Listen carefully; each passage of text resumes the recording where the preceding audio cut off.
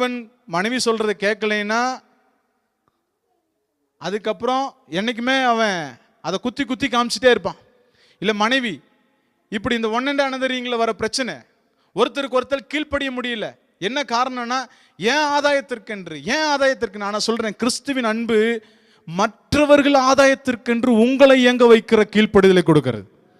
புரிஞ்சுச்சா புரியலையான்னு எனக்கு தெரியல.